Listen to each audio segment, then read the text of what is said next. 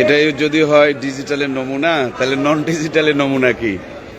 এই 17 বছর পর দেখতেছি যে ট্রলি নেওয়ার জন্য 2026 সালে এসে এই একটা অথর্ব কি ব্যবস্থাপনায় শুধু ট্রলি ব্যাগ নেওয়ার জন্য প্রায় হাফ কিলো লম্বা হয়ে হাজি সাহেবরা এই লম্বা সফর করে এসে লাইনে দাঁড়াইছে।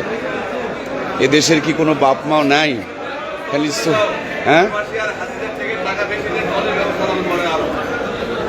আমাদের যারা এই ব্যবস্থাপনার সাথে যারা চোররা জড়িত আছেন, চোরদেরকে বিনীত অনুরোধ করছি, চুরিটা একটু কমায় দেন, পারলে 2 টাকা আরো বাড়ায় নেন।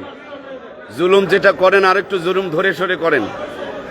এই 50-60 হাজার টাকায় দিয়ে হাজিদের আপ ডাউন হওয়া সম্ভব, সেখানে 1,60,70,000 টাকা নেওয়ার পরও এই ট্রলি ব্যাগের জন্য, এই ট্রলির জন্য হাজিরা লম্বা হাফ কিলো লাইনে দাঁড়াইছে, যেখানে 40-45 দিন লম্বা কষ্ট করার পর দেশে আসার পর এই হলো ট্রলির ব্যবস্থাপনা। একটা বিমানবন্দরে ট্রলির সংকট, এর চেয়ে দেউলিয়াত্বের আর কি পরিচয় থাকতে পারে? আর এই সমস্ত যারা চোররা আছে, যারা অল্প টাকা বেতন করে, এদের বাড়ি গাড়ি সম্পদের কোনো শেষ নাই, আর এখানে ট্রলি নাই। চোররা চুরি করে করে ট্রলিগুলো মনে হয় বিক্রি করছে। এ চোরের 3টা 5টা 10টা দেশে বাড়ি বিদেশে বাড়ি, আর এখানে ট্রলি নাই। হাজিরা লম্বা লাইন দাঁড়াইছে আধা ঘন্টা ধরে। চোরদেরকে এই ট্রলিগুলা বিক্রি করে বিল্ডিং বানাতে বলেন। চোরেরা দেখতে পারে না? চোরদের কি মানুষ খালি কষ্ট দেওয়ার জন্য চাকরি দিছে নাকি? ট্রলিগুলো বিক্রি করে চোরগুলো আরো বিল্ডিং বানায়। সব বসে আছে মানুষকে কষ্ট দেওয়ার জন্য। জনগণের ট্যাক্সের টাকা দিয়ে তাদেরকে পালা হচ্ছে খালি জনগণকে কেমনে পেঁচানো যায় আর কেমনে ফাঁসানো যায়।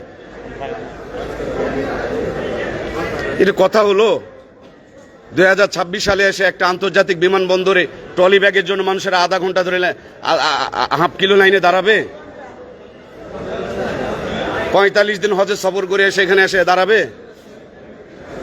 আর প্রত্যেকটা চোরের 10 তলা 20 তলা করে 50টা 60টা করে বাড়ি, দেশে বাড়ি দেশের বাহিরে বাড়ি, আর এখানে ট্রলি নেই, ট্রলির জন্য দাঁড়িয়ে থাকতে হচ্ছে।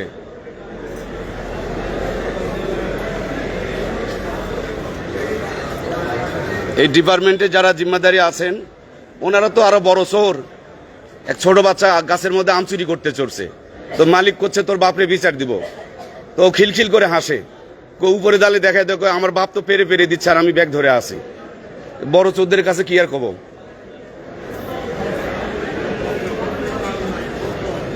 দেখেন না কি সুন্দর একটা ট্রলি থাকবে না, এটা একটা কথা হলো? 2026 সালে এসে ডিজিটালের দাবিদার এক উন্নতির বন্যাতে ভেসে যাচ্ছে, আর ট্রলি নাই। এখানকার যতগুলো কর্মকর্তা সবার 10টা 20টা করে বাড়ি আছে, দেশের বাইরে আছে, আর এয়ারপোর্টের মধ্যে ট্রলি নাই। সব চুরি করে শেষ করে দিতেছে চোরগুলো। পারলে পারে আমি হক কথা বলার জন্য আমাকে আবার মার্কিং করবে।